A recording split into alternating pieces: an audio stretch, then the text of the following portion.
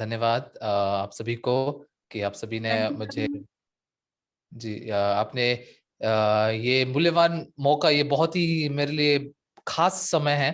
ऐसा समय है जिसको मैं सच में भूल नहीं सकता। ऐसा समय है उगांडा में हमारे चर्च के द्वारा हमारे जो भाई बहन हैं, केवल उगांडा में नहीं, पाकिस्तान में, भारत में, इन सारे भाई बहनों के साथ में मिलकर परमेश्वर के वचन को बांट पा रहा हूँ। परमेश्वर के वचन के विषय में बातें कर रहे हैं, परमेश्वर के कलाम के बारे में बात कर रहे हैं। तो ये बातें सच में बहुत अद्भुत है। ऐसे में लगता है, मुझे लगता है कि हालांकि हम एक दूसरे को नहीं पहचानते या फिर हम एक दूसरे को ऐसे व्यक्तिगत रूप से, अगर सुसमाचार ना होता, अगर प्रभु का वचन ना होता, तो एक दूसरे से कभी मिल भी नहीं पाने वाले ऐसे लोग हैं हम। लेकिन प्रभु ने उसके कलाम में हमें इकट्ठा किया है, एक किया है, इसलिए मैं बहुत धन्यवाद देता हूँ। तो मैं ज्यादा समय नहीं बर्बाद करना चाहूंगा, कल से जारी रखते हुए मैं बात करना चाहूंगा। कल हमने यूहन्ना 16 अध्याय के 8 वचन को पढ़ा था। उसमें ये लिखा था ना कि वो आकर, मतलब पवित्र आत्मा आकर संसार को 3 चीजों के विषय में सिखाएगा। सही है? कौन सी 3 चीजें हैं? पाप, गुनाह, धार्मिकता और न्याय। ये 3 चीजें जो है, इन 3 चीजों के विषय में पवित्र आत्मा सिखाएगा, निरुत्तर करेगा। ऐसा लिखा है हिंदी में, निरुत्तर करेगा, मतलब उसके विषय में और कुछ बोलने के लिए बाकी नहीं रखेगा। पूरी तरह से जैसे कि मन में एकदम साफ कर देगा, इतना साफ कर देगा कि उसके विषय में और कोई चिंता या और कोई शंका या ऐसे कुछ भी नहीं रहेगा। इस प्रकार से पूरा सारा शक हमारे मन से पूरा मिटाकर ऐसे साफ कर देगा, ऐसा वचन कहता है। तो कल हमने पाप के विषय में बात की थी, गुनाह के विषय में बात की थी, विशेष करके बादशाह यरोबाम के बारे में बात करते हुए, कैसे यरोबाम ने पाप किया। लेकिन पाप के विषय में बात करते हुए हम एक एक जो छोर तक, जिस तक पहुंचे थे, वो ये था कि मनुष्य पाप कैसे करता है? शैतान के द्वारा चलाया जाकर। शैतान जिस सोच को, उसके मन को, उसके बातों को हमारे मन में सोच के द्वारा डालता है, और वो सोच ऐसी होती है जो वचन से पूरी तरह से विरोध में होती है, खिलाफ होती है, पूरी तरह से खिलाफ होती है। और उस खिलाफ सोच को हम स्वीकार करते हैं, उसे ग्रहण करते हैं, और उसको ग्रहण करते समय बस उसे ही नहीं ग्रहण करते, प्रभु के कलाम को फेंक देते हैं, वचन को फेंकते हैं, और शैतान के द्वारा दी गई सोच को सुनते हैं। इस रीति से कैसे पाप में मनुष्य गिरा, आदम ने भी इससे ही पाप किया। उसके बाद में हमने यरोबाम के विषय में भी देखा, यरोबाम के साथ में भी ऐसा हुआ, चाहे वो यहूदा इस्करियोत हो, यहूदा इस्करियोत के मन में भी ऐसा हुआ। तो हमने क्या जानना चाहिए इस बाइबल सेमिनार के द्वारा? मैं आपको क्या बताना चाहता हूं कि प्रभु का कलाम क्या कहता है, वचन क्या कहता है। जब आप वचन को जानेंगे, वचन और आपकी सोच, आपके अंदर से आने वाली सोच, ये कितनी एक दूसरे से खिलाफ है, एक पूरी तरह से अलग है, ये जान पाएंगे। तो उस समय में प्रभु की उस धार्मिकता को, मैं पता नहीं मैं उस शब्द को सही बोल पा रहा हूं कि नहीं, रास्तबाजी को, सही है, रास्तबाजी को स्वीकार करने के लिए हमें क्या करना जरूरी होता है? गुनाह के बारे में तो हमने सुना, गुनाह हमारे काम या कर्म ही गुनाह नहीं है, जितना हम ज्यादातर मानते हैं कि मेरे काम या मैंने किए हुए कुछ कुछ क्रियाएं, कुछ जो हरकतें हैं, वो हरकतें ही गुनाह है जिसे मानते हैं। वैसा नहीं है। गुनाह की शुरुआत तो उत्पत्ति के 3 अध्याय में हुई, जब शैतान ने मनुष्य को पाप में गिराया। रोमियो के 5 अध्याय के 12 वचन में लिखा है, उस वचन को देखकर हम शुरुआत करेंगे। आइए हम खोलते हैं रोमियो की पुस्तक, उसके 5 अध्याय के 12 वचन को मैं पढ़ना चाहूंगा। यहाँ पर ऐसा लिखा है कि इसलिए जैसे एक मनुष्य के द्वारा पाप जगत में आया, और पाप के द्वारा मृत्यु आई, और इस रीति से मृत्यु सब मनुष्य में फैल गई, क्योंकि सबने पाप किया। यहाँ पर बाइबल बताती है कि ये जो गुनाह है, पाप है, ये मनुष्य में एक मनुष्य आदम के द्वारा प्रवेश किया है। सही है?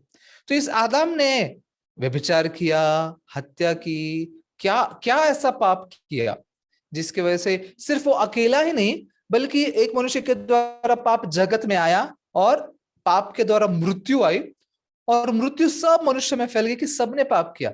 मतलब इस एक अकेले व्यक्ति आदम के द्वारा सब मनुष्य पापी बनने का कारण क्या है?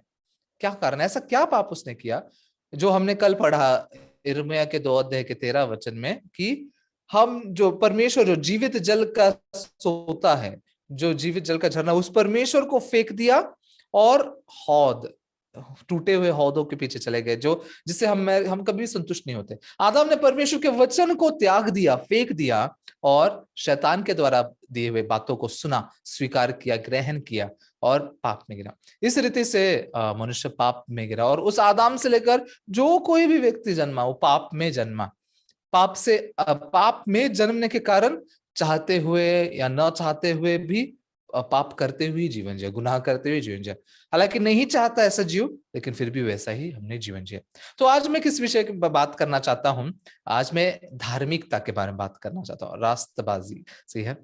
इसके विषय में बात करना चाहता हूँ कि कैसे हमारे जैसे गुनहगार लोग, हमारे जैसे पापी लोग कैसे धर्मी बन सकते हैं। परमेश्वर के सामने पवित्र और धर्मी बनने का जरिया क्या है, वो तरीका क्या है, किस जरिए से हम ऐसे बन सकते हैं। सही है। आप अगर इस शब्द के बारे में थोड़ा सोचते हैं, जैसे कि इंग्लिश में धार्मिकता को राइचियसनेस कहा गया है ना, राइचियसनेस। राइचियसनेस मतलब परमेश्वर के सामने राइट होना, सही होना, एकदम मतलब परमेश्वर के सामने सही व्यक्ति बन जाना। एक इंसान परमेश्वर के सामने धर्मी, राइचियसनेस, एक रास्तबाज कैसे बन सकता है, किस तरीके से बन सकता है, इसके बारे में आज हम थोड़ा सोचेंगे। आपको क्या लगता है, कैसे एक मनुष्य खुदा के सामने खड़े रहते समय अपने आप को ये कह सके कि मैं धर्मी हूं, मैं धर्मी धर्मी बन चुका हूं? ऐसे कहने के लिए असलियत में हमारे किसी की भी मजाल नहीं होती ना। हम तो कभी बोल भी नहीं पाएंगे। खुदा के सामने तो दूर है, हम किसी मनुष्य के सामने भी नहीं बोल पाएंगे कि मैं धर्मी इंसान हूं, या मैंने कुछ तो, मैं सही इंसान हूं, मैं सही रीति से किया हूं। क्योंकि हमें इतनी कमजोरियां है, इतने सारे गुनाह हमसे होते हैं कि वो देखकर हम कभी नहीं बोल सकते कि हम धर्मी हैं। तो धर्मी बनते कैसे हैं, और धर्मी बनना जरूरी क्यों है? क्योंकि परमेश्वर के, खुदा के उस राज्य में, उस स्वर्ग के राज्य में प्रवेश करने के लिए, जन्नत में प्रवेश करने के लिए धर्मी बनना बहुत जरूरी है। धर्मी जन ही खुदा के उस जन्नत में, स्वर्ग में प्रवेश कर सकते हैं, और वहां पर उसके साथ में बिता सकते हैं। वो पवित्र है, वो धर्मी है, इसलिए वो पवित्र और धर्मी खुदा के साथ में रहने के लिए हमने पवित्र और धर्मी होना बहुत जरूरी है। तो हम जैसे गुनहगार लोग, हम जैसे दुष्ट और एकदम बुरे, इतने दुष्ट लोग कैसे धर्मी बन सकते हैं, किस रीति से धर्मी बन सकते हैं, इसके विषय में आज हम बात करेंगे। आपको क्या लगता है, थोड़ा मुश्किल होगा ना? हम जैसे बुरे और इतने गंदे लोगों को धर्मी बनना मुश्किल होगा ना? कितने लोगों को लगता है मुश्किल होगा? हाथ ऊपर उठा सकते हैं। ये मुश्किल हो सकता है पास्टर साहब, ये इतना आसान तो नहीं होने वाला है। कैसे हमारे जैसे गंदे लोग कैसे धर्मी बन सकते हैं खुदा के सामने? कितने लोगों को लगता है? कुछ लोग हैं, अगर आपके कैमरा आप ऑन करके बैठेंगे तो मुझे भी बहुत अच्छा लगेगा आपको देखते हुए, बात करने के लिए, आपको देखते हुए वचन को बांटने के लिए। कितने लोगों को ऐसा लगता है मुश्किल होगा? कि किसी को नहीं लगता। तो कितने लोगों को लगता है आसान होगा? तो हाथ ऊपर उठा सकते हैं। कितने लोगों को लगता है धर्मी बनना, हमारा खुदा के सामने रास्तबाज बनना आसान होगा? आसान होगा, मुश्किल होगा? ओके, आसान होगा कहने वाले बहुत सारे लोग हैं जी। बहुत अच्छी बात है। जी हाँ, बिल्कुल आसान है। धर्मी बनने का जो मार्ग है वो बाइबल में दिया गया है, और वो बहुत आसान है। लेकिन क्यों लोग उसे मुश्किल मानते? पता है, मैंने बहुत मुश्किल माना मेरे मेरे जीवन में धर्मी बनने का जो तरीका। मैं जब भी सोचता था, ऐसा लगता था मुश्किल, मुश्किल तो दूर की बात है, असंभव है, असंभव, असंभव, हो ही नहीं सकता। कैसे हो सकता है? क्यों ऐसा हुआ पता है क्यों मैंने ऐसा सोचा? क्योंकि मुझे पता ही नहीं था वो जरिया, वो तरीका जिस जरिए से धर्मी बना जाता है। अगर आपको आपको गणित नहीं आता, या आपको अगर मतलब मैथ्स नहीं आता, मैथमेटिक्स नहीं आता, तो 2+2 4, ये इतनी आसान चीज भी आपके लिए बहुत मुश्किल हो जाती है ना? बहुत मुश्किल हो जाती है। कैसे उसको, कैसे मतलब कैसे सही ठहरा सकते, क्या है उसका सही जवाब, वो भी नहीं जान पाएंगे। हालांकि बहुत आसान है, 2+2 = 4। क्यों? जिसको फॉर्मूला पता है, जिसको मैथ्स पता है, उसके लिए आसान है, लेकिन जिसे नहीं पता उसके लिए बहुत मुश्किल है। वैसे ही धर्मी बनने का ये जो तरीका है बहुत ही आसान है, लेकिन अगर हम इसे नहीं जानते तो बहुत ही मुश्किल, इतना कि असंभव लगता है। तो इस तरीके के विषय में थोड़ा बात करते हैं। क्या है वो तरीका जिसे हम राइचस बन सकते हैं? राइचस, धर्मी, रास्तबाज बनने का तरीका क्या है? असलियत में दो तरीके हैं, दो दो तरीके हैं। उन दोनों तरीके के विषय में मैं बात करूंगा। इस मुकाम पर आकर ना थोड़ा एक व्यक्ति के विषय में मैं बात करना चाहूंगा।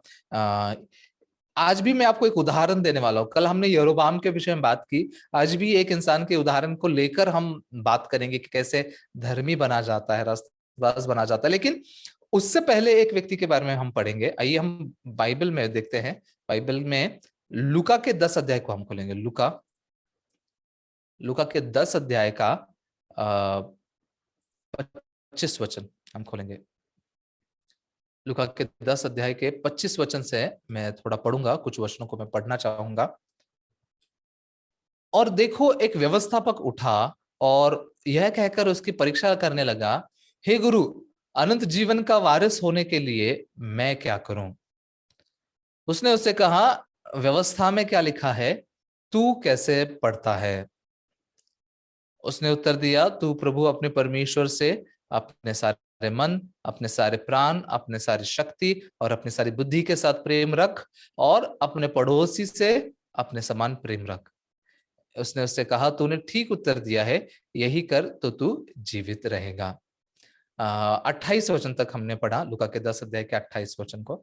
ये जो कहानी है, ये जो घटना है जो बाइबल में हुई है, जहां पर ये व्यक्ति, जिसे हिंदी में व्यवस्थापक कहा गया है, उर्दू में क्या कहा गया है, कोई बताएगा मुझे?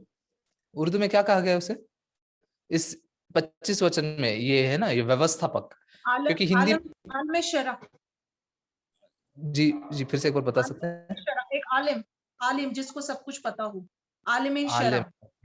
अल्मेशरा। ओके, थोड़ा मुश्किल है समझने में, लेकिन ठीक है। और व्यवस्था को क्या कहा गया है? तोरेत। तुरेत, तुरेत। ओके, तोरेत। ओके जी, आप समझ लीजिए, तोरेत। व्यवस्था जब भी मैं कह रहा हूं तो इसका मतलब तोरेत है, और जब मैं व्यवस्थापक कह रहा हूं तो अल्मेशरा। ओके, अगली बार मैं उर्दू ज्यादा सीख के आऊंगा आपसे बात करने के लिए जरूर। तो ये व्यवस्थापक, ये इंसान जिसे ज्यादा पता है, जैसे बहन ने बताया कि व्यवस्थापक मतलब क्या, तोरेत के बारे में, व्यवस्था के बारे में बहुत ही पढ़ा लिखा इंसान है, बहुत ही ज्ञान रखता है, बहुत ही ज्ञानी है, बहुत ही ज्यादा ज्ञानी है। उसने अध्ययन किया है, पढ़ाई की है। सिर्फ इतना ही नहीं, बल्कि ये सिखाने वाला, दूसरों को सिखाता है। इंग्लिश में इसे लॉयर कहा गया है। लॉयर क्यों? क्योंकि वो लॉ सिखाता है। लॉयर मतलब वो वकील वाला लॉयर नहीं, ये लॉ सिखाने वाला लॉयर है, जो दूसरों को लॉ सिखाता है, व्यवस्था, तौरेत सिखाता है। ऐसा ये इंसान है। लेकिन ये इंसान जब यीशु मसीह के सामने आता है, यीशु मसीह के सामने आकर क्या सवाल पूछता है? वो ये सवाल पूछता है कि हे गुरु, अनंत जीवन का वारिस होने के लिए मैं क्या करूं? ये सवाल पूछता है। हालांकि ये एक अलमेशरा है, मतलब जिसे बहुत सारी ज्ञान है, सब कुछ जानता है, विशेष करके तौरात के बारे में बहुत ज्यादा जानकारी रखने वाला इंसान है। लेकिन फिर भी यीशु के सामने खड़े होते हुए इसके पास ये सवाल आ जाता है कि अनंत जीवन, जो स्वर्ग का जीवन है, जो जन्नत है, जो हमें धार्मिकता के द्वारा, पवित्रता के द्वारा मिलता है, उस जीवन में प्रवेश होने के लिए मैंने क्या करना चाहिए? ये सवाल उसके मन में है। लेकिन ये बस ऐसे नहीं, यीशु की परीक्षा करने के लिए, यीशु को परखने के लिए ये आकर ये सवाल पूछ रहा है। इस व्यक्ति के जवाब को यीशु ने दिया है। इसे ऐसा जवाब दिया यीशु ने, असलियत में जवाब नहीं दिया, उल्टा दो सवाल और पूछे। उल्टा दो सवाल और पूछे। क्या पूछे? हिंदी में लिखा है, व्यवस्था में क्या लिखा है, तू कैसे पढ़ता है? तौरात में क्या लिखा है और तू उसे कैसे पढ़ता है, कैसे समझता है, कैसे जानता है? ये सवाल यीशु ने उससे पूछे। क्यों पूछे? क्योंकि ये इंसान एक अलमेशरा है, जिसे पूरा ज्ञान है व्यवस्था का, तौरात का ज्ञान है। इतना ज्ञान होते हुए भी ये यीशु के सामने आकर ये सवाल पूछ रहा है। तो यीशु उसका ध्यान फिर से कहां लेकर आ रहा है पता है? तौरात की ओर, व्यवस्था की ओर। तू लोगों को व्यवस्था सिखाता है, तुझे व्यवस्था के विषय में ज्ञान है, तो बहुत ज्ञानी है, फिर भी तूने व्यवस्था को सही रीति से नहीं जाना। व्यवस्था में क्या लिखा है और तू उसे कैसे पढ़ता है? ये दो सवाल यीशु इस अलमेशरा से, इस व्यवस्थापक से पूछता है। तो वो व्यक्ति जवाब देता है। 27 वचन में ऐसा लिखा है, 27 वचन। क्या कोई आप में से उर्दू में पढ़ पाएगा? मेरे पास, मैं तो पढ़ नहीं पाऊंगा, इसलिए क्या कोई माइक अनम्यूट करके अगर उर्दू में पढ़ेंगे तो अच्छा होगा। 27। जी हाँ, 27। उसने जवाब में कहा कि खुदावंद अपने खुदा से अपने सारे दिल, और अपनी सारी जान और अपनी सारी ताकत और अपनी सारी अकल से मोहब्बत रख और अपने पड़ोसी से अपनी बराबर मोहब्बत रख। जी आमीन। हाँ। जी। तो उसने क्या जवाब दिया कि तू अपने खुदा से परमेश्वर से अपने सारे दिल, अपने सारे जान, अपने सारे ताकत और अपने सारे अकल से मोहब्बत रख। ये बात इस व्यक्ति ने कही। और अपने पड़ोसी से अपने समान मोहब्बत रख। उसने जो बात कही है ये बिल्कुल सही कहा है, क्योंकि तौरात में, व्यवस्था में यही तो लिखा है। यही तो लिखा है। अगर आप 10 आज्ञाओं को देखोगे जो परमेश्वर ने मूसा को सिनै पर्वत पर दी, उसमें से भी पहली 4 आज्ञाएं तो परमेश्वर से, खुदा से जुड़ी हुई है ना। तुझे तू किसी दूसरे परमेश्वर की सेवा न करना, मूर्ति न बनाना, परमेश्वर का नाम व्यर्थ न लेना, और सब्त के दिन को पवित्र रूप से पालन करना। ये जो पहली 4 आज्ञाएं हैं ये खुदा से जुड़ी हुई है। उसके बाद से जो माफ कीजिए, 5वें नंबर की आज्ञा से लेकर 10वें नंबर की आज्ञा तक है, जो 6 आज्ञा है बाकी के, वो तो इंसान से जुड़ी हुई है ना। खून न करना, व्यभिचार न करना, अपने माँ बाप का आदर करना, ये जो सारी आज्ञाएं हैं ये मनुष्य से, इंसान से जुड़ी हुई है। इसलिए ये आलमे शराना सच में आलमे शरा है। मतलब सच में इसके पास वो ज्ञान है, वो जानता है, तौरेत को बहुत अच्छे से जानता है। इसलिए वो क्या कहता है, ये जवाब देता है कि तू खुदा से अपने पूरे दिल, अपने पूरे जान, अपने सारी ताकत और अपने सारी अक्ल के साथ प्रेम रख, और अपने पड़ोसी से अपने समान मोहब्बत रख, ऐसा कहता है। तो ये बिल्कुल तौरात में ऐसा ही लिखा है। लेकिन यीशु उसको क्या कहता है, यीशु उसको ये जवाब देता है 28 वचन में। 28 वचन में सिस्टर क्या पढ़ेंगे 28 वचन भी? और 28 आयत में लिखा है, उसने उससे कहा, तूने ठीक जवाब दिया, यही कर तो तू जिएगा। जी हाँ, यीशु उससे कहता है तूने ठीक जवाब दिया, तूने जो कहा है बिल्कुल सही कहा है, तौरात में यही लिखा है, बिल्कुल सही जवाब है। लेकिन उसके आगे यीशु ने क्या कहा, यही कर तो तू जिएगा, यही कर तो तू जीवित रहेगा, जिएगा, सही है ना। यही कर, कौन से जीवन की बात चल रही है यहाँ पर? कोई साधारण जीवन की नहीं है, अनंत जीवन की, जन्नत की बात चल रही है। तो ये बात बस साधारण बात नहीं कर रहे, उस अनंत जीवन की बात करते हुए यीशु से क्या कहता है, तूने सही जवाब दिया, ठीक जवाब दिया है, यही कर तो तू जीवित रहे। अभी सारे बात जो है ना यहाँ पर आकर अड़ जाती है, यहाँ पर आकर रुक जाती है। क्या ये बातें अच्छी तो है, हमने सबने सीखी है, हमने सबने जानी है, हमने खुदा से हमारे पूरे दिल, जान और अकल से प्रेम मोहब्बत रखनी है, अपने पड़ोसी से अपने सब मोहब्बत रखनी है, जाननी तो है। लेकिन यीशु क्या कहता है, यही कर तो तू जीवित रहेगा, यही कर तो तू जीवन पाएगा। ये एक तरीका है। मैंने आपको चित्र दिखाया था ना, आप इस चित्र को ना भूलिए। ये चित्र, इस चित्र में ये इंसान, दो सामने से दो एरोज गए हैं ना, दो दो तीर गए हैं। तो उसमें से एक तीर, एक तरीका क्या है, यही कर तो तू जीवित रहेगा। यही कर मतलब क्या, तौरेत, व्यवस्था, व्यवस्था के द्वारा एक तो तू स्वर्ग के राज्य में, धार्मिकता पाकर स्वर्ग के राज्य में प्रवेश कर। ये एक तरीका है। दूसरे तरीके के विषय में मैं थोड़ा आगे और बात करूंगा उसके विषय में, लेकिन पहले इस तरीके को देखते हैं। इस तरीके में यीशु क्या कहता है, सब कुछ ठीक है, अच्छा है, लेकिन मेरी गाड़ी, मैं जब सोच रहा था इस वचन को लेकर, मेरी गाड़ी कहां पर आकर रुक जाती है पता है? मेरी गाड़ी यहां पर आकर रुक गई कि यही कर तो तू जीवित रहेगा, यही कर। तो जब मैंने सोचा मेरे बारे में, और मैंने बहुत सारे लोगों से मिलकर उनसे भी ये सवाल पूछा, उनके विषय में भी, उनके बारे में भी, क्या ये हमने किया, क्या हम करते हैं क्या, कि क्या सिर्फ अगर मोहब्बत करने के लिए कहा होता ना तो ठीक है, मैं मान लेता, ठीक है मुझसे हो जाएगा। लेकिन सिर्फ मोहब्बत करने के लिए नहीं कहा है, अपने सारे दिल, अपने सारे जान, अपनी सारी ताकत और अपने सारे अकल से मोहब्बत करने के लिए कहा है ना। वो खुदा से सारी चीजों को मिलाकर। हम में से कितने ऐसे लोग हैं जो बोल सकते हैं, पूरे कॉन्फिडेंस से बोल सकते हैं, पास्टर साहब मैंने ये किया है, मैं इसे पूरी तरह से करने वाला इंसान हूं? कोई नहीं।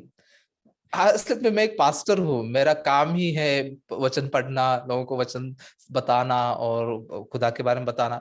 लेकिन जब मैं मेरे मन को भी देखता हूँ ना, मैं भी खुदा से सारे दिल, सारे जान और सारी ताकत और सारी अकल को रख कर प्रेम करने वाला, मोहब्बत करने वाला इंसान बिल्कुल नहीं हूँ, बिल्कुल नहीं हूँ। ऐसा इंसान हूँ जो जिससे ये बात हो ही नहीं सकती थी। असल में मैं, जैसे मैंने कल भी आपको बताया, मैं उद्धार पाने से पहले एक नास्तिक था, किसी भी भगवान के अस्तित्व पर विश्वास नहीं करता था। तो इसलिए मेरे लिए एक पास्टर बनना उस समय में तो बहुत ही नामुमकिन था। बस खुदा की अनुग्रह से मैं पास्टर बन सका हूं। लेकिन जब मैं इस बात को देखता हूं ना, ये मुझसे नहीं हो सकता। उसके बाद वाली चीज हो सकती है क्या, कि अपने अपने समान अपने पड़ोसी से क्या करना है, मोहब्बत रखनी। मैं मानता हूं मोहब्बत रखते हैं हम सब बहुत बहुत ही मोहब्बताना लोग हैं, बहुत ही ज्यादा प्यारे लोग हैं। हमारे यहाँ पर एक ऐसे रिवाज होते हैं कि जब भी हम कुछ अच्छा खाना बनाते हैं, हम पड़ोसी को जाकर देते हैं। आप भी देते हैं क्या? हमारे यहाँ पर कुछ अच्छा गोश्त वगैरह बना है तो वो लेकर जाकर पड़ोसी में बांटते हैं, आप भी खाओ, चलो आप भी मजे लो। हाँ ठीक है, मोहब्बत करते हैं। लेकिन यहाँ पर सिर्फ मोहब्बत करने के लिए कहा है क्या? नहीं, अपने समान। मतलब जैसा मैं अपने आप से प्यार करता हूं, जैसा अपने अपने लिए सोचता हूं, वैसे मेरे पड़ोसी के लिए। ये तो मुश्किल ही नहीं, नामुमकिन ऐसा लगता है। मेरी पत्नी है, मेरे बच्चे हैं, लेकिन मेरे परिवार वालों से भी ऐसा करना कई बार मुश्किल लगता है। तो यीशु मसीह ने जो कहा इस व्यक्ति को कि तूने ठीक उत्तर दिया है, यही कर तो तू जीवित रहेगा, यही कर तो तू जीवित रहेगा। ये बात में आकर नहीं, मुझसे नहीं हो सकता, ये मैंने नहीं किया, ठीक है, आज तक नहीं किया, आगे करूंगा क्या, आगे मुझसे हो पाएगा क्या, इसके बारे में थोड़ा सोचेंगे। एक जरिया जो है तौरेत व्यवस्था, ये तरीका है। इस तरीके के द्वारा स्वर्ग में जाने के लिए, इस तरीके के द्वारा धार्मिकता, रास्तबाजी पाने के लिए हमें उसे पूरी तरह से पालन करना जरूरी है ना? बिल्कुल जरूरी है कि नहीं? क्यों जरूरी है? एक और वचन हम खोलेंगे। आइए हम याकूब की पत्री खोलेंगे, नए नियम में है याकूब की पत्री, उसका 2 अध्याय के 10 वचन को मैं पढ़ना चाहूंगा। मैं हिंदी में पढ़ता हूं। याकूब की पत्री, जेम्स चैप्टर 2 वर्स 10, उसमें ऐसा लिखा है, क्योंकि जो कोई सारी व्यवस्था का पालन करता है परंतु एक ही बात में चूक जाए तो वह सब बातों में दोषी ठहर चुका है। तो व्यवस्था जो है, तौरेत जो है, व्यवस्था जो है, ये एक क्या बोल सकते हो उसे, एक जंजीर के समान है, जिस जंजीर की हर एक कड़ी बहुत ही महत्वपूर्ण है। उसमें से एक भी कड़ी अगर टूट जाए तो वो जंजीर जंजीर नहीं रह पाएगी। सही है क्या? आप समझ पा रहे हैं क्या मेरी बात को? यहाँ पर क्या लिखा है कि जो कोई सारी व्यवस्था का पालन करता है, तौरेत में से हर एक बात का हमने पालन किया। और ये बात मैं यहाँ पर साफ कर दूं, इस बार मेरे पास ज्यादा समय नहीं, इसलिए मैं और गहराई में वो बातें नहीं बता रहा हूं आपको। लेकिन एक बात जरूर साफ करना चाहूंगा कि तौरेत व्यवस्था मतलब केवल 10 आज्ञाएं नहीं है, 10 आज्ञा ही नहीं है। व्यवस्था में, व्यवस्था मतलब यहूदी लोग जिसे तौरेत या व्यवस्था कहते हैं, वो पहली 5 पुस्तकें, मूसा ने लिखी हुई पहली 5 पुस्तक जो है ना, उत्पत्ति, निर्गम, लेवी, गिनती और फिर व्यवस्था विवरण, हिंदी में इन पुस्तकों के नाम है। ये पहले 5 पुस्तकों को वो लोग व्यवस्था मानते थे। इसमें परमेश्वर ने बहुत सारी बातें बताई है, ऐसा करो, ऐसा ना करो। ये कुल मिलाकर उसे तौरेत कहते हैं, व्यवस्था कहते हैं। और ये व्यवस्था 613 नियमों से बनी हुई है। 613, सिर्फ 10 नहीं, 613 अलग अलग ऐसे नियम, ऐसा करो या ऐसा ना करो, ऐसे। तो यहां पर क्या लिखा है, क्योंकि जो कोई सारी व्यवस्था का पालन करता है परंतु एक ही बात में चूक जाए तो वह सब बातों के लिए दोषी ठहर चुका है। हालांकि मैंने सब पालन किया, लेकिन एक में गलत हो गया, एक से गलती से वो रह गई या नहीं कर पाए, तो उसके विषय में मैं दोषी हूं। तो ये जरिया जो परमेश्वर ने हमारे सामने रखा है, तौरेत का जरिया या व्यवस्था का जरिया जो है, ये जरिया में मनुष्य ने एक भी चीज को बिल्कुल भी तोड़ना नहीं है, पूरी तरह से पालन करना है। हम में से कितने लोग हैं जो पूरे कॉन्फिडेंस से कह सकते हैं कि मैंने ये किया है? कोई भी नहीं है, मैं खुद भी नहीं कह सकता। क्यों? फिर क्यों परमेश्वर ने, फिर क्यों खुदा ने ऐसी बात दी, क्यों ऐसे बात कही? आज बहुत सारे लोग उनके आत्मिक जीवन को जीते समय बहुत उलझन में या मुश्किल में क्यों जीते पता है? क्योंकि खुदा ने जिस उद्देश्य से, जिस जिस चीज के लिए व्यवस्था को दिया या फिर तौरेत को दिया है, उसे सही रीति से जाने नहीं है, उसे सही रीति से मिले नहीं है। इसलिए हालांकि धार्मिक बनना चाहते हैं, खुदा के सामने खुदा के द्वारा स्वीकार किए जाने वाले लोग बनना चाहते हैं, लेकिन जिस जरिए का इस्तेमाल कर रहे हैं वो जरिए से कभी भी नहीं बन सकते, वो जरिए से कभी भी उसके सामने धर्मी बन ही नहीं सकते। ऐसे जरिए का इस्तेमाल कर रहे हैं, उल्टा ऐसे जरिए का इस्तेमाल कर रहे हैं जो उनको कभी भी धार्मिकता की ओर नहीं ले जा सकता। ये मैं नहीं कह रहा हूं, ये मैं नहीं कह रहा हूं, ये बाइबल ऐसा कहती है। बाइबल कहां पर कहती है? आइए देखते हैं। रोमियो की पुस्तक में हम खोलेंगे, रोमियो का 3 अध्याय, रोमियो का 3 अध्याय उसका 19 वचन से हम पढ़ेंगे। 19, वहां पर क्या लिखा है? हिंदी में मैं पढ़ूंगा। हम जानते हैं कि व्यवस्था जो कुछ कहती है उन्हीं से कहती है जो व्यवस्था के अधीन है, इसलिए कि हर एक मुंह बंद किया जाए और सारा संसार परमेश्वर के दंड के योग्य ठहरे। ये वचन को आप ध्यान से पढ़िए, आपके बाइबल में ध्यान से पढ़िए। कई बार क्या होता है, जब हम बाइबल में वचनों को, कलाम को नहीं देखते ना, तो बहुत कंफ्यूज हो जाते हैं, उलझन में रहते हैं। अगर आप वचन पढ़ते, कलाम पढ़ते हैं ना, वो कलाम आपके मन की सारी उलझन को दूर कर देता है। इसलिए जब मैं बता रहा हूं, हो सके तो आपके बाइबल को साथ में रखकर आप खोलकर उसे पढ़िए, वो आपके लिए बहुत अच्छा होगा। यहां पर क्या लिखा है? हम जानते हैं कि व्यवस्था जो कुछ कहती है उन्हीं से कहती है जो व्यवस्था के अधीन है, इसीलिए कि हर एक मुंह बंद किया जाए और सारा संसार परमेश्वर के दंड के योग्य है। ये व्यवस्था, ये तोरेत का उद्देश्य यहां पर लिखा हुआ है। क्या उद्देश्य है? क्या उद्देश्य है? एक तो यहां पर 2 चीजें लिखी है। एक तो क्या करे? मुंह बंद करे, मुंह बंद करना, मुंह बंद करके सारे दुनिया को, सारे संसार को खुदा के सामने दोषी ठहरा, दोषी, दंड पाने योग्य, जो परमेश्वर के दंड को ही पा सकते हैं, खुदा के दंड को ही पा सकते हैं, ऐसे योग्य ठहराना।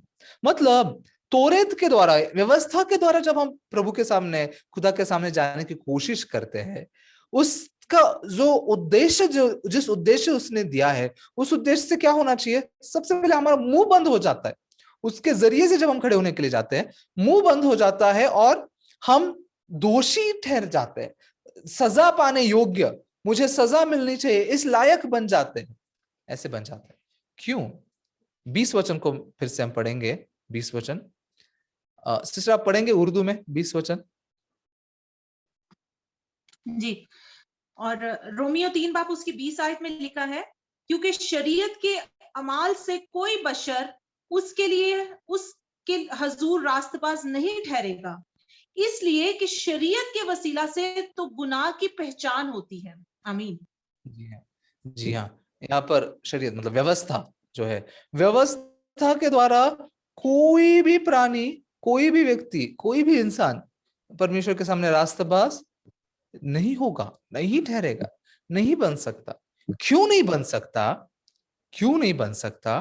क्योंकि उसके द्वारा गुनाह की पहचान होती है, गुनाह की पहचान। इस व्यवस्था का, लॉ का या फिर शरीयत का जो उद्देश्य है, जो कारण है, जिस वजह से दिया गया है, वो एक इंसान को खुदा के सामने रास्तबाज ठहराने के लिए नहीं दिया गया, बल्कि गुनहगार है इस बात को पहचानने के लिए दिया गया। मैं गुनहगार हूं, मैं गुनाह से भरा हुआ हूं, इस बात को जानने के लिए दिया गया है। ये बात को देखे, जाने, समझे। इसलिए जो खुदा ने हमें व्यवस्था दी है, हिंदी में व्यवस्था कहते, तो उस व्यवस्था को ऐसे दिया है जिसे कोई भी व्यक्ति कह नहीं सकता कि मैंने इसे पूरा किया है। कोई इंसान, कोई भी इंसान आकर खड़ा रहकर ये नहीं कह सकता कि मैंने इसे पूरा किया। और उसकी पूरा करने की शर्त भी क्या है? पूरा, हर एक भी गलत हुए बगैर सब कुछ पूरी रीति से करके फिर उसके सामने खड़े रहने से ही हम रास्ताबाज हो सकते हैं। लेकिन वो तरीका है ही नहीं, ऐसा बाइबल हमें बताती है, क्योंकि वो तो पाप की पहचान करवाता है, गुनाह की पहचान करवाता है। ये बिल्कुल कैसा है पता है? आप अस्पताल में गए होंगे ना, कभी तो अस्पताल में तो जरूर जाते होंगे, गए होंगे। हाल ही में इन दिनों में बहुत बीमारियां चल रही है तो ज्यादा जाना पड़ता होगा। लेकिन ये अस्पताल में जाने के बाद कभी आपने एक्सरे निकलवाया है? एक्सरे, एक्सरे होता है ना, जिससे अगर हड्डी टूट गई है, कहीं क्या हो गया, तो एक्सरे निकाल कर हमें पता चलता है कितनी हड्डी टूटी है। इस बार मैं मुझे कोविड पॉजिटिव हुआ था मैं कुछ महीनों पहले, तो उस समय मेरा सिटी स्कैन वगैरह किया था, ताकि मेरे जो फेफड़े हैं, फेफड़ों की हालत देखने के लिए ऐसे करते। तो ऐसे सिटी स्कैन है या एक्सरे है, इन बातों को जब आप करते, ये सारे जो औजार है या इंस्ट्रूमेंट्स है, ये क्यों है, ये क्या करते हैं? ये बीमारी को ठीक नहीं करते, बीमारी से चंगा नहीं करते, बल्कि बीमारी की पहचान करवा के देते हैं कि भाई तुम में ये बीमारी है, तुम्हारी यहाँ पर हड्डी टूट गई है, या फिर तुम्हारे फेफड़ों में समस्या है। ये समस्या को दिखाते हैं, ये तुम्हें खराबी है, समस्या, ये बीमारी है। वैसे ही व्यवस्था जो है, लॉ जो है, ये लॉ का यही काम है, ना कि मुझे ठीक करना, ना कि मुझे रास्ताबाज करना, बल्कि मेरे गुनाह मैं गुनहगार हूं, मुझ में गुनाह भरा हुआ है, इसकी पहचान करवा के देना। एक एक्सरे के समान है, जिसके सामने खड़े रहने पर ना पूरी तरह से क्या पता चल जाता है, मैं तो परमेश्वर के राज्य में जाने लायक इंसान हूं ही नहीं, मैं सच में ऐसा इंसान नहीं हूं जो किसी ना किसी चीज के द्वारा उसके राज्य में उस प्रवेश कर सकता हूं, जा सकता हूं। तो फिर क्या करें? अब हम धार्मिकता, रास्ताबाजी के बारे में बात कर रहे हैं, तो ये एक तरीका व्यवस्था का, शरीयत का या तौरात का जो जो तरीका है, ये तरीके से तो कोई भी इंसान, 20 वचन ये गवाही देता है, ये 3 अध्याय का 20 वचन क्या कहता है? क्योंकि व्यवस्था के कामों से कोई प्राणी उसके सामने धर्मी नहीं ठहरेगा। कोई भी इंसान खुदा के सामने रास्ताबाज नहीं ठहर सकता इस कामों के द्वारा। किस कामों के द्वारा? व्यवस्था को पालने के द्वारा, व्यवस्था को पूरा करने के द्वारा। तो फिर कैसे रास्ताबाज बनेगा? मैंने बहुत लंबा समय मेरे जीवन का व्यवस्था के द्वारा रास्ताबाज बनने की बहुत कोशिश की, बहुत ही ज्यादा कोशिश में मैं रहा। ना इसे मैं पूरा करके फिर मैं धर्मी बनूंगा, फिर मैं नीति धर्मी बनकर परमेश्वर मुझे स्वीकार करेगा। इस कोशिश में बहुत रहने के बाद में जब इस वचन, इस कलाम के सामने मैं खड़ा रहा, मैंने क्या जाना, मैं पूरा गलत जीवन जी रहा था। मैंने जाना ही नहीं था कि मैं खुदा को मेरे कामों से कभी भी खुश नहीं कर सकता। मेरे कामों से, मेरे हरकतों से खुदा खुश होता है, सब बिल्कुल भी नहीं। फिर कैसे मैं रास्ताबाज बन सकता हूं? ये तरीका नहीं है तो क्या तरीका है? क्या तरीका है? क्या तरीका है? एक तरीका है, यही इसी 3 अध्याय के 20 वचन के बाद में दिया गया है। 21 वचन को हम पढ़ेंगे। 21, ये बहुत मजेदार वचन है। भाषा के हमारे थोड़ा सा अभाव की वजह से पता नहीं आप उतने मजेदार रीति से समझ पाएंगे या नहीं, लेकिन ये वचन बहुत ही अद्भुत है। 21 वचन में क्या लिखा है कि परंतु अब व्यवस्था से अलग परमेश्वर की वह धार्मिकता प्रकट हुई है, जिसकी गवाही व्यवस्था और भविष्यवक्ता देते हैं। यहाँ पर एक रास्तबाज, इसे आप उर्दू में भी पढ़ लीजिए, अगर अच्छा होगा उर्दू में पढ़ेंगे तो ये वचन को।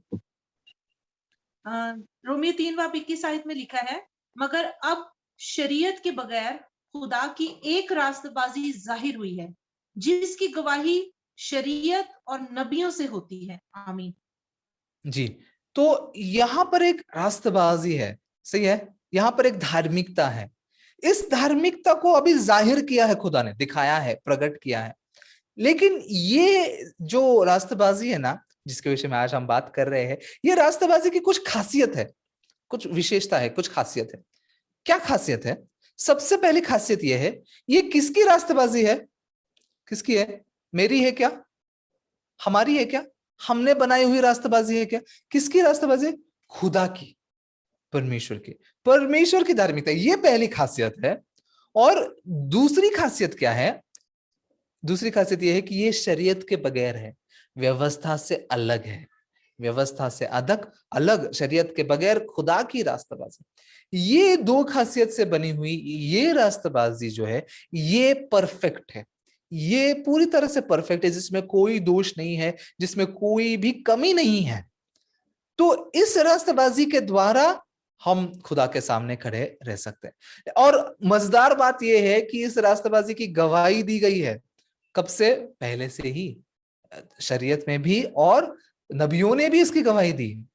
तो पूरे जो व्यवस्था है, जो शरीयत है, ये खुद ही में बताती है कि ये तुम इस अपने कामों से, अपने कर्मों से, अपने हरकतों से जो रास्ताबाजी बनाने की कोशिश कर रहे हो ना, उससे तुम कभी भी नहीं रास्ताबाज बन नहीं सकते, धर्मी बन नहीं सकते। ये खुद व्यवस्था बता रही है। और नबी भी यही बताते हैं, भविष्यवक्ता भी यही बताते हैं कि तुम उस रीति से धर्मी कभी भी नहीं बन सकते। तो ये जो है, ये परफेक्ट है ना, परिपूर्ण है, एकदम परफेक्ट। ऐसी ऐसी ये रास्तबाजी है। ये इसमें कोई दोष नहीं। क्यों? क्योंकि ये मेरी नहीं है, आपकी नहीं है, किसी इंसान की नहीं है, खुदा की है, खुदा ने बनाई हुई। तो इस खुदा की रास्ताबाजी को कैसे पाया जाए? इस खुदा की रास्ताबाजी को पाने का जरिया क्या है? ये जरिया क्या है? वो 22 वचन में लिखा है, आगे के वचन में लिखा है। ये हम पढ़ते हैं। 22 वचन में ऐसा लिखा है, अर्थात परमेश्वर की वह धार्मिकता जो यीशु मसीह पर विश्वास करने से सब विश्वास करने वालों के लिए है, क्योंकि कुछ भेद नहीं। जैसे उर्दू में भी पढ़ लीजिए। रोमियो 3 बाब उसकी 22 आयत में लिखा है, यानी खुदा की वो रास्तबाजी जो यीशु मसीह पर ईमान लाने से सब ईमान लाने वालों को हासिल होती है, क्योंकि कुछ फर्क नहीं। आमीन। जी हाँ, जी हाँ। ये वो परफेक्ट रास्ता जो परिपूर्ण है, जिसमें कोई दोष नहीं है, इसे पाने का एक जरिया दिया गया है। और वो कौन सा जरिया है? यीशु मसीह पर विश्वास से, ईमान से, विश्वास से, ईमान लाने से मिलती है, सबको मिलती है, कोई फर्क नहीं है। मैंने ज्यादा पाई, आपने कम पाई, ऐसा कोई फर्क नहीं है, एक समान दी गई है। ये वचन है ना, 22 वचन, इसने मुझे पूरा हिला दिया। इसने मेरे मेरे पूरे आत्मिक जीवन को पूरा झिंझोड़ कर रख दिया है, पूरा निचोड़ दिया। क्यों पता है? क्योंकि मैं 18 साल तक चर्च जाते हुए, भले जबरदस्ती गया, लेकिन गया तो सही, जाते हुए मैं परमेश्वर को जानता हूँ, खुदा को जानता हूँ, मैं यीशु को जानता हूँ, ऐसा सोचता है, मैं एक मसीही इंसान हूँ, ऐसा सोचते हुए मैं आया। लेकिन कभी नहीं जाना कि मैंने, मुझ में कुछ ना कुछ तो गड़बड़ है या कुछ तो गलती है, ये कभी सोचा नहीं। ये 22 वचन के सामने मैंने क्या जाना कि जो कोई भी यीशु मसीह पर विश्वास करता है, जो जो उस पर विश्वास करता है, ईमान करता है, उसे क्या मिलती है? खुदा की रास्तबाजी मिलती है, परमेश्वर की धार्मिकता मिलती है। तो मैंने 18 साल तक ये कहते हुए जीवन जिया कि मैं यीशु पर विश्वास करता हूं, लेकिन ऐसा बोलते हुए मेरे पास क्या नहीं था पता है? धार्मिकता नहीं थी, रास्तबाजी नहीं थी। इस वचन ने मेरे जीवन को पूरा ऐसे खुला करके रख दिया। देख, तूने 18 सालों से जो जीवन जिया है, वो तो बिना कुछ तो समस्या वाला जीवन जिया। तो मैं सोच रहा, क्या समस्या, क्या गड़बड़ है? एक तो यीशु मसीह में तो कोई समस्या नहीं हो सकती, उसने तो उसका काम पूरा किया है। तो समस्या कहां थी? मेरे विश्वास में। मैं यीशु मसीह पर सही रीति से विश्वास कर नहीं रहा था, इसलिए जो उसने दी गई धार्मिकता है उसे पा नहीं सक रहा था, उसे, उस रास्तबाजी को पा नहीं सकता था। इस बाइबल सेमिनार के द्वारा जो संदेश मैं आप लोगों तक पहुंचाना चाहता हूं, वो यही है। असल में यीशु मसीह ने हमारे लिए सारी चीजों को आज से 2000 साल पहले ही पूरा किया है, सारी चीजों को पूरा करके रखा है। लेकिन आज अगर हम उन बातों को पाए नहीं हैं, उसके रास्तबाजी को पाए नहीं है, उसके साथ स्वर्ग में जाने का निश्चितता जो है वो पाए नहीं है, उसका कारण क्या है? कि हमने उसको सही रीति से जाना नहीं, उसकी धार्मिकता को, पाप को, इन बातों को सही रीति से जाना नहीं, और जाना सुना तो उस पर सही विश्वास नहीं किया। इसीलिए आज भी इस पाप से जूझता हुआ, गुनाह में दबे रहकर जीवन जी रहे हैं। क्यों दबे रहकर जीवन जी रहे हैं? कभी नहीं जाना कि यीशु मसीह ने मेरे लिए क्या किया और उस बात पर भरोसा नहीं किया। शुरुआत में हमने एक व्यक्ति के बारे में बताया जो यीशु से सवाल पूछता है ना कि अनंत जीवन का वारिस होने के लिए मैं क्या करूं। आज मेरे पास ज्यादा समय नहीं, उसे मैं डिटेल में नहीं बताऊंगा, लेकिन उसको यीशु ने एक कहानी सुनाई ना, ये कहने के बाद कि तूने ठीक जवाब दिया है, तू यही कर तो तू जीवित रहेगा। ये कहने के बाद उसने, यीशु ने उसको एक कहानी सुनाई, जहां पर एक व्यक्ति यरूशलेम से यरीहो की ओर जा रहा होता है, और बीच में उसे डाकू आते हैं, मारते हैं, लूट लेते हैं उसे पूरा, और वहीं पर अधमरा छोड़कर चले जाते हैं। सही है। फिर याजक आता है, लेवी आता है, वो भी नहीं बचाते, लेकिन एक सामरी इंसान आता है, सामरी आता है जो आकर उसे बचाता है। वो सामरी इंसान उसे बचाता है। यीशु ने ये कहानी भी उसको जो बताई, ये दृष्टांत है, ये कोई असली हुई घटना नहीं, लेकिन उसको बताते समय क्या उद्देश्य है, उस अल्मेशरा को, उस व्यवस्थापक को यीशु ये बताना चाहता है कि तू इसे पालन करता है क्या? तू व्यवस्था को, तू शरीयत को पालन करता है क्या? नहीं ना। मतलब तेरी दशा कैसे पता है? उस अधमरे इंसान के समान। तू मृत्यु की ओर जा रहा है, नाश की ओर जा रहा है। क्यों? तुझसे नहीं हो पाता, तो तुझसे नहीं हो पाता तो तूने क्या करना है? और कुछ ना कुछ तो करने की कोशिश करनी है क्या? अब मैं ये करूंगा, अब यीशु मुझे बताइए मैं क्या करूं? पड़ोसी से प्रेम करूं, ठीक है मैं वो करूंगा, ये करूं वो करूं, क्या करूं? तुझे कुछ करना नहीं है। उस कहानी को बताते हुए यीशु ने क्या बताया? उस अधमरे व्यक्ति के लिए सारी बातें सामरी ने की। उसको देखा भी सामरी ने, उसके नजदीक भी सामरी आया, उसके घाव पर मलम पट्टी भी सामरी ने की, अपने जानवर पर बिठाकर सराय में भी सामरी लेकर गया, सब कुछ सामरी ने किया। ये सामरी यीशु मसीह को दर्शाता है। यीशु ने हमारे लिए सब कुछ किया। हमने कभी उसे बुलाया ही नहीं, लेकिन वो हमारे लिए आया, हमारे गुनाहों के लिए क्रूस पर मारा गया, वहां पर मारे जाकर लहू बहाकर उसके लहू से उसने हमें धोया। ये सारे काम यीशु ने किए। तो उद्धार के लिए, रास्तबाजी के लिए, धार्मिकता के लिए क्या क्या जरूरी है? मेरे काम नहीं, खुदा के काम, यीशु मसीह के काम, उसने जो किया है उसके कामों के द्वारा ही हम धर्मी बन सकते हैं, हम रास्तबाज बन सकते हैं। इस बाइबल सेमिनार के द्वारा ये बात आप बहुत साफ रीति से जान लीजिए, मेरे कामों से नहीं। आइए इस 3 अध्याय को थोड़ा और आगे पढ़ेंगे। 3 अध्याय के 23 और 24 वचन को मैं पढ़ूंगा। इसीलिए कि सबने पाप किया और परमेश्वर की महिमा से रहित है, परंतु उस अनुग्रह के द्वारा, उस अनुग्रह से, उस छुटकारे के द्वारा जो मसीह यीशु में है, सेंत मेंत धर्मी ठहराए जाते हैं। इसे उर्दू में भी पढ़ लीजिए।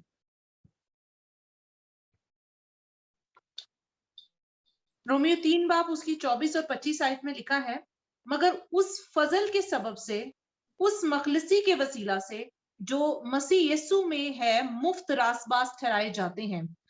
जी हाँ। उसे खुदा ने उसके खून के बायस एक ऐसा कफारा ठहराया जो ईमान लाने से फायदामंद हो, ताकि जो गुनाह पेशतर हो चुके थे और जिनसे खुदा ने तहम्मुल करके तरह दी थी, उनके बारे में वो अपनी रास्तबाजी जाहिर करे। जी हाँ। 23 वचन में ऐसा लिखा है कि सब ने पाप किया, ये हमारी असलियत थी, हमने गुनाह किया, हम सब परमेश्वर से अलग हो गए, परमेश्वर तक पहुंच नहीं सकने वाले लोग बने हैं। लेकिन उसके अनुग्रह से, उस छुटकारे के द्वारा, उसके फजल से, उसने दिए हुए छुटकारे के द्वारा, सही है ना, हम क्या बने हैं? सॉरी, मैंने हम, गलत पढ़ दिया, मैंने 24 और 25 पढ़ दी, 23 और जी हाँ, जी 24 हाँ, थी, सॉरी।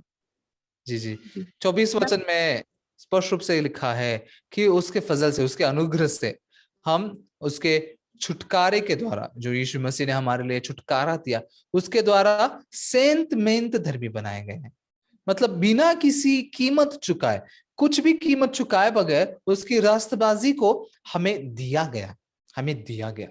तो रास्तबाजी पाने का तरीका क्या है? मेरे काम, मेरे कर्मों से नहीं, उसने किए हुए कामों से, उसने दी हुई रास्तबाजी से, उसी को बस विश्वास से पाया जाता है, उस पर भरोसा करके कि उसने मुझे ये दिया है, उस भरोसे के द्वारा, उस ईमान के द्वारा पाया जाता है। ये रास्तबाजी है। रास्तबाजी कामों से या कर्मों से बिल्कुल भी नहीं मिल सकती। कोई ऐसा इंसान नहीं है जो उसके कामों से खुदा के सामने खड़ा रहकर रास्तबाज ठहराया जाए, एक भी नहीं है, कोई भी नहीं है। बस यीशु मसीह ने किए हुए काम, यीशु मसीह ने दिया हुआ बलिदान, यीशु मसीह ने बहाया हुआ लहू है जो उसे धर्मी ठहराता है, उस व्यक्ति को धर्मी ठहराता है।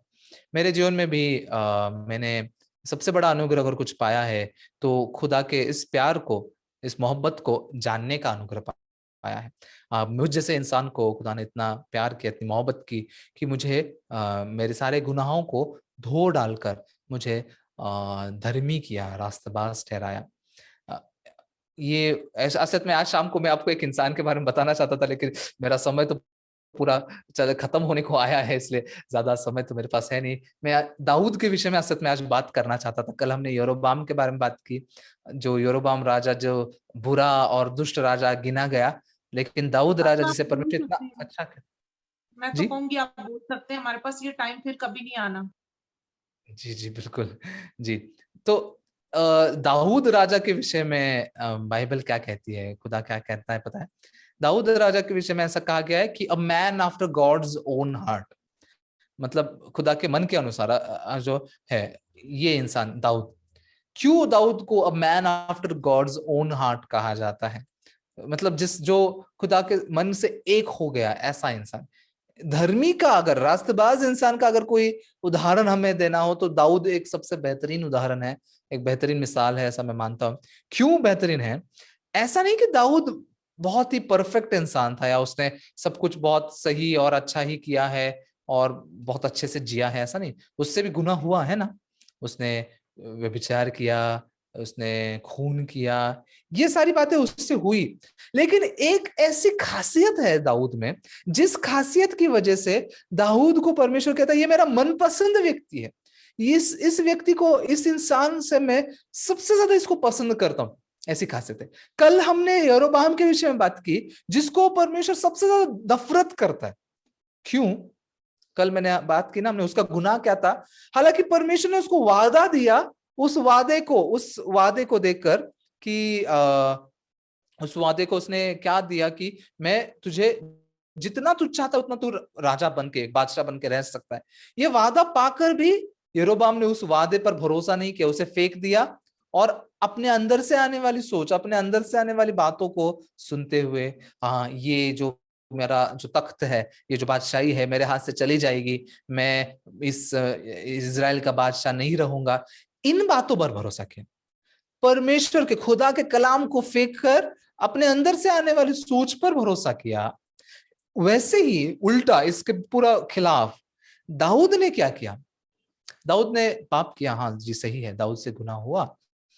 लेकिन उस गुनाह के बाद में दाऊद के पास एक ऐसा खास मन है, जो मन खुदा ने मेरे अंदर पैदा किया, उत्पन्न किया, और मैं चाहता हूं कि खुदा आपके अंदर भी पैदा करे।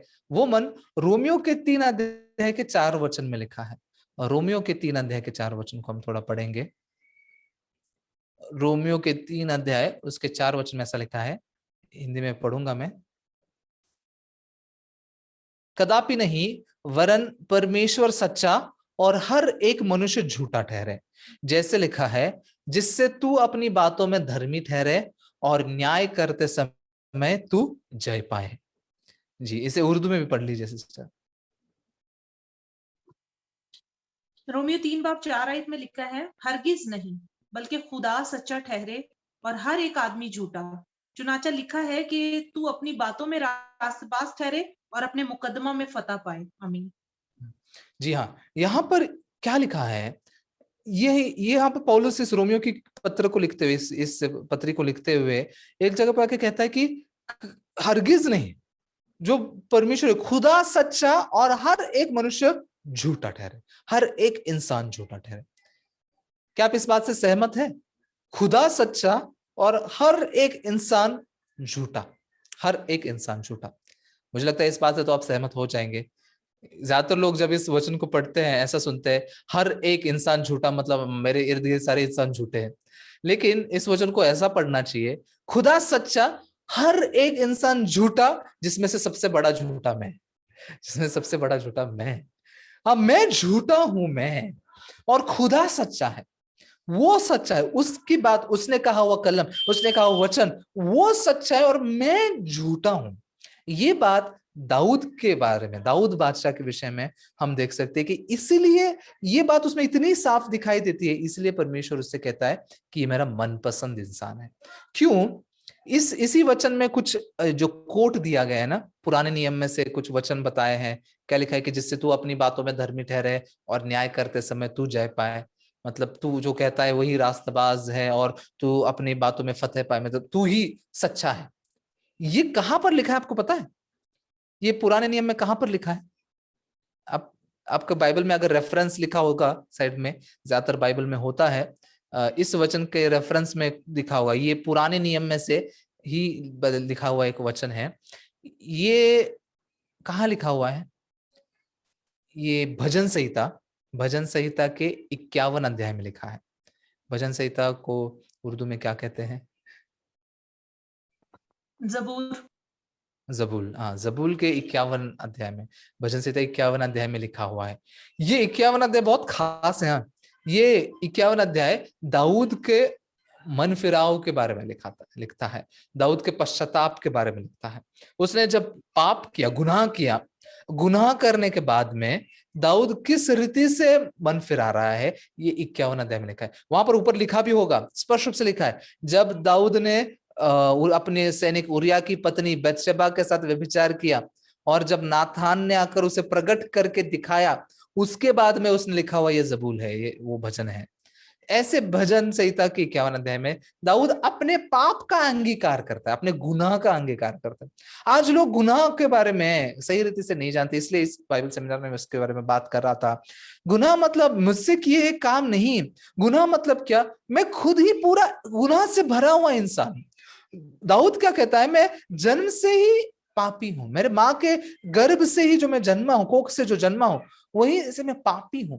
क्यों ऐसा कहता है? क्यों अपने आप को गुनहगार कहता है? क्योंकि उसने जाना मेरे कामों से नहीं, बल्कि एक मनुष्य आदम, जब वो पाप में गिरा, जब वो गुनाह में गिरा, उसके द्वारा पूरी मनुष्य जाति गुनाह में बंध गई, गुनाह में बंध गई। ऐसे हम मनुष्य जाति हैं। इसलिए दाऊद क्या गवाही, क्या बातें बोलता है उस जबूल में?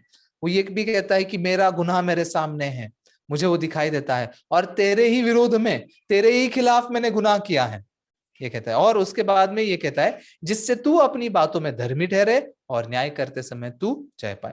मतलब क्या? खुदा, मैं ऐसा हूं, मैंने ऐसा किया, मुझसे ऐसी सारी बातें हुई, लेकिन तू सही है, इसलिए जो मेरा न्याय तू करेगा वो सही है। उस न्याय को मैं स्वीकार करूंगा, उस न्याय को मैं भरोसा करूंगा, उसी को मैं मानूंगा। क्या आप समझ पा रहे हैं? आज लोग भले गुनहगार हैं, भले गुनाह होता है उनसे, लेकिन गुनाह होने के बाद में भी किसे सच्चा ठहरा रहे पता है? अपने आप को, खुद को। और मुझे जो लगता है वही सही है, इसलिए अगर उनको लगता है मैं गुनहगार हूं तो गुनहगार कहते हैं, अगर उनको लगता है मैं रास्तबाज हूं तो रास्तबाज कहते हैं। लेकिन असलियत में हमने किसे सच्चा ठहराना है? खुदा को। खुदा मुझे क्या कह रहा है, खुदा मुझसे क्या कहता है, ये बात सबसे ज्यादा जरूरी बात है। आमीन। ये बात सबसे ज्यादा जरूरी है। हाँ, मैं क्या सोचता हूं, मैं क्या कहता हूं अपने बारे में, ये बिल्कुल भी जरूरी नहीं है। खुदा क्या कहता है, खुदा मेरा क्या न्याय कर रहा है, क्या क्या कह रहा है मेरे बारे में। दाऊद के विषय में भी यही हुआ। दाऊद के बारे में, हालांकि उसने व्यभिचार किया, उसने हत्या की, ऐसे होने के बाद में खुदा ने उसका एक न्याय किया। नातान नाम के अपने नबी को भेजकर उसके उस बात को, उसके गुनाह को प्रकट करके, जाहिर करके दिखाया, और उसको आखिर में एक बात बोली। क्या बात बोली? छोड़ो, एक वचन वो मैं पढ़ना चाहूंगा। ये वचन लिखा है दूसरे शमूएल में, दूसरे शमूएल की पुस्तक, उसके 12 अध्याय के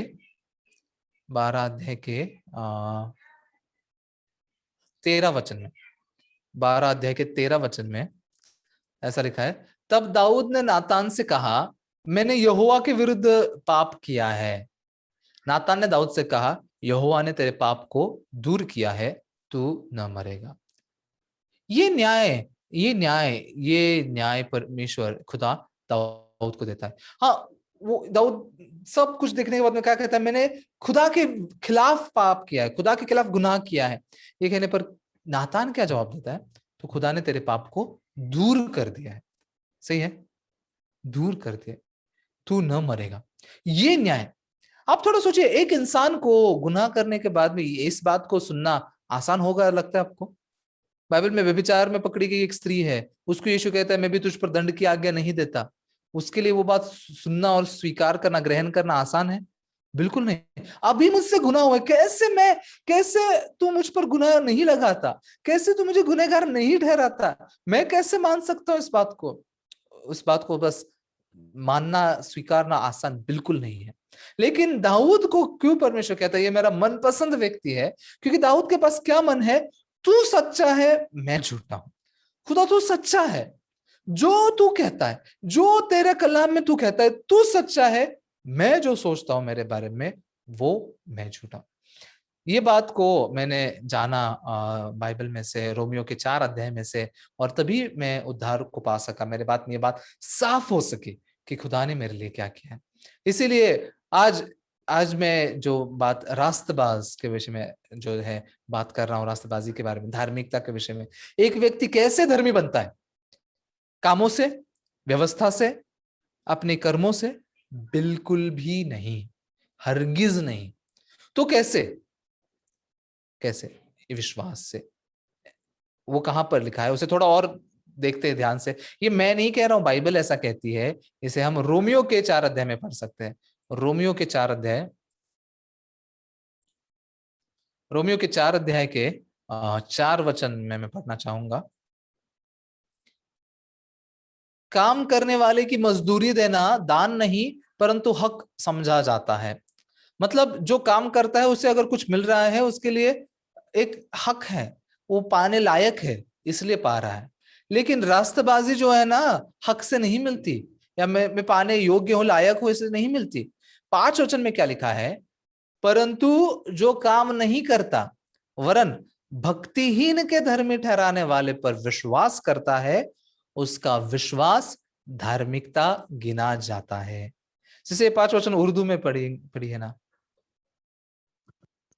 रोमियो 4:5 में लिखा है, मगर जो शख्स काम नहीं करता बल्कि बेदीन के रास्तबाज ठहराने वाले पर ईमान लाता है, उसका ईमान उसके लिए रास्तबाजी गिना जाता है। आमीन। जी हाँ, जी हाँ, बिल्कुल। यहाँ पर इस शख्स के बारे में जो लिखा है ना, ये शख्स बहुत ही मजेदार बात लिखी है कि ये काम नहीं करता, मतलब इसके काम नहीं है, कुछ क्रिया हरकत, कुछ भी ऐसे कामों को लेकर नहीं खड़ा रह सकता, काम नहीं करता, वरन भक्तिहीन को धर्मी ठहराने वाले पर। किसको? भक्तिहीन को। भक्तिहीन को क्या कहा है उर्दू में? मैं वो शब्द नहीं जान पाया, फिर से एक बार पढ़ सकते, बता सकते आप सिस्टर मुझे? जो शख्स काम नहीं करता बल्कि बेदीन बेदीन। बेदीन जी के हाँ। रास्तबाज ठहराने वाले पर ईमान लाता है। बेदीन बेदीन। मतलब, बेदीन इस शब्द को आप समझ पा रहे हैं क्या? या जी। फिर भक्ति, हिंदी में भक्तिहीन कहा गया है, इंग्लिश में उसे क्या कहा गया है? अनगॉडली, अनगॉडली, बेदीन ऐसा कहा गया है। मतलब जो जिसमें कोई भी ऐसी भक्ति के काम है ही नहीं, जो कुछ मतलब खुदा के बारे में सोचने वाला, उसके लिए कुछ करने वाला, ऐसा इंसान बिल्कुल भी है ही नहीं। लेकिन ऐसे बेदीन इंसान को रास्तबाज ठहराने वाले पर ईमान करता है। बेदीन इंसान को रास्तबाज ठहराने वाला। इस वचन में ना, इस वचन में खुदा ने मुझे इस वचन को कैसे समझने लगाया कि इस वचन में दो शख्स है, दो लोग हैं, दो कैरेक्टर हैं। एक है एक है बेदीन। बेदीन मतलब भक्तिहीन, जिसमें कोई भी भक्ति की चीजें नहीं है, जिसमें कोई भी भलाई नहीं है, अच्छाई नहीं है। कुछ कुछ लोगों के नाम आपको याद आते होंगे क्या? बेदीन। बेदीन मतलब कौन होगा? कौन होगा? ये वो मुझे भी बहुत सारे लोगों के ये नाम याद आते हैं। ओसामा बिन लादेन का नाम पहले याद आता है। बेदीन मतलब ऐसे लोग जिनमें कोई भी भक्ति के काम नहीं है, जो बिल्कुल दुष्ट है, बुरे हैं, ऐसे बहुत सारे लोग।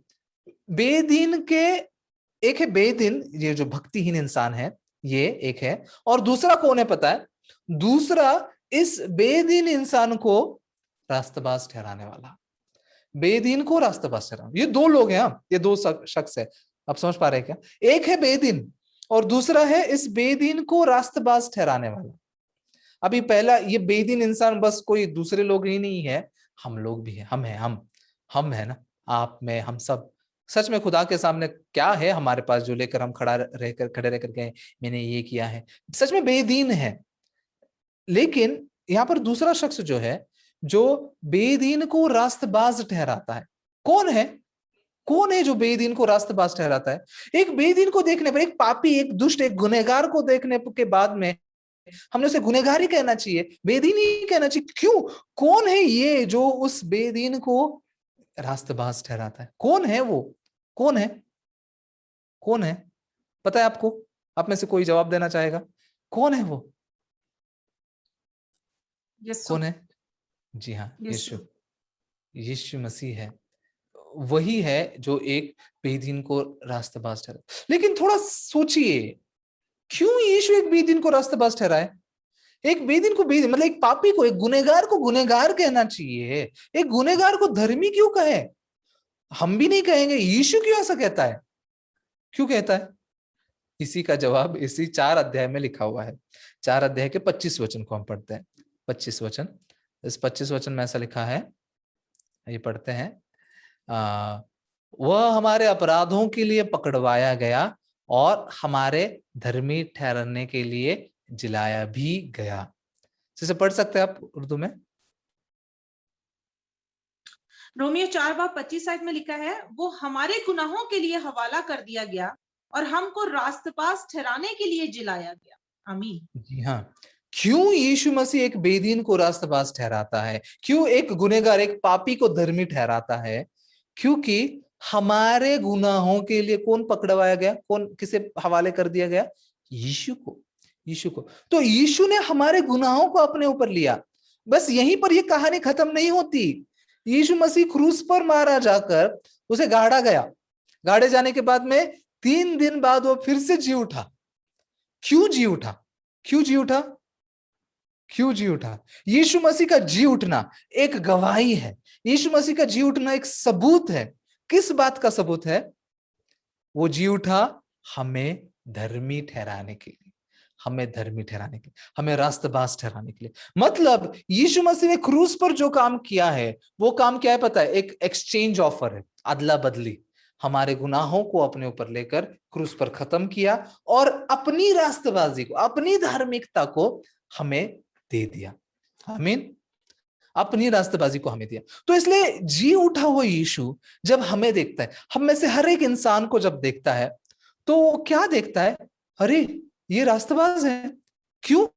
इसने अच्छा काम किया इसलिए क्या? नहीं, मेरी रास्तेबाजी को मैंने इसे दिया है। आमीन। यीशु ने अपनी रास्तेबाजी को हम में से हर एक को दिया। लेकिन समस्या क्या है? हालांकि यीशु तो ऐसे देखता है कि उसकी धार्मिकता हमें दी गई है, उसकी रास्तेबाजी हमें दी गई है, लेकिन किसे दिखाई नहीं देता पता है? मुझे दिखाई नहीं देता, मैं नहीं देख सकता। तो इसलिए क्या करना जरूरी होता है? ईमान करना, विश्वास करना। हाँ, जो बेदीन के रास्तेबाज ठहराने वाले पर विश्वास करता है, उसका ईमान, उसका विश्वास रास्तेबाजी गिना जाता है, रास्तेबाजी कहा जाता है, धार्मिकता गिनी जाती है। तो धर्मी कौन है? धर्मी कर्मों से, कामों से बना नहीं जाता। धर्मी भक्तिहीन को धर्मी ठहराने वाले पर विश्वास करके बना जाता है, विश्वास करके। बहुत लंबा समय मैं इस बात को नहीं जानता था ना, इतनी आसान बात है, लेकिन इसको नहीं जानने के कारण गुनाह में, पाप में दबा रहकर जीवन जीता था। लेकिन जब मैंने इस वचन, यही वचन है जिसने मेरे जीवन को पूरा यू टर्न करवा लिया, बदला दिया। कुछ नहीं किया मैंने, बस इस वचन पर भरोसा किया, विश्वास किया, ईमान किया। हाँ, मैं बेदीन हूं, लेकिन मुझ जैसे बेदीन को रास्ताबाज ठहराने वाला वो खुदा, वो यीशु, उस पर मैंने विश्वास किया। अगर आप कहते हो तो आप सच्चे हो। जैसे दाऊद कहता है ना कि तुम अपने बातों में आप रास्ताबाज रहो, तुम जो कहते हो सही है। प्रभु खुदा, तुम जो कहते हो वो सच्चाई है। मैं झूठा हूं, आप सच्चे हो। मुझे क्या लगता है, मुझे क्या महसूस होता है, ये बात बिल्कुल भी झूठी है। आप जो कहते हो सच है। आप थोड़ा तुलना करके देखिए, कंपेयर कीजिए ना यरोबाम को और दाऊद को।